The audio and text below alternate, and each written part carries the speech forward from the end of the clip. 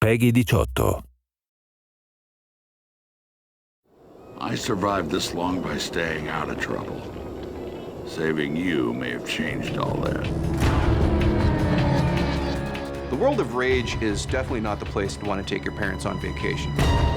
It is a harsh, dry, unforgiving wasteland where death awaits you behind every corner. You have a world that's post-apocalyptic, where everything has been destroyed and everything is in ruin. You wouldn't want to go without a couple rocket launchers, body armor, a week's worth of food.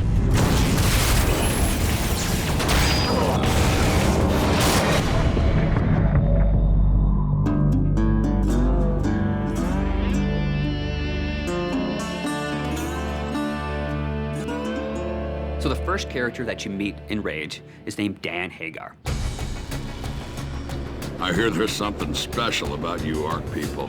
He is this fatherly character that is trying to keep his settlement safe. We knew we needed a great voice talent, and the only way to find that is look for great actors.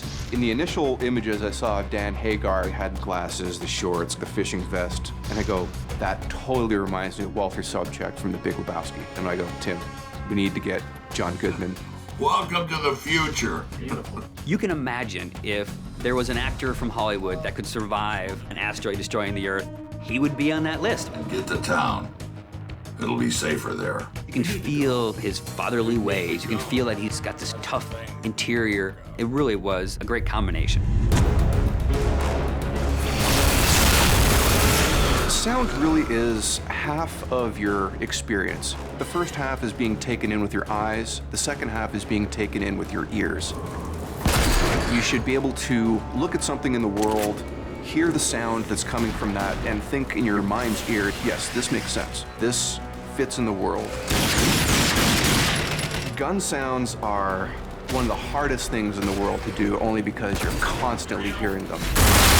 The shotgun is a type of weapon that when you hit the fire button and point it at someone, you really want to feel that kaboom. Get the sound mixed between the high-end elements to pique the interest and the low-end elements, the kick to the gut, to make you feel like you're in a living, breathing, cinematic experience. Rage is stylized realism. Visually, there was the idea of the scale that was really important. And then it was also like an idea of futurism. So it is still a believable city. You know, there was definitely a lot of visual from brutalism that has that feel that kind of relates very strongly with the authority. So I wanted to go with something that's very solid and very aggressive looking.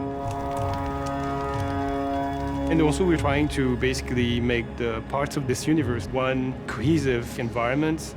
There was a world before, and there's a new world after that.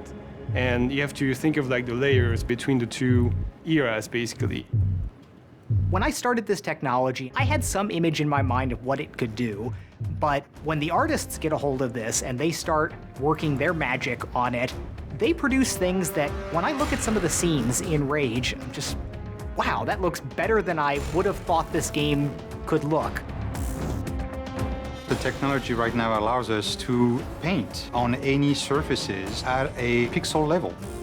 As an artist, I like the possibility of expressing your vision in a much higher fidelity. There's no textual limitation. The big challenge is more about when do I stop? When is it good enough that it achieves the goal? So you have to kind of find that good balance.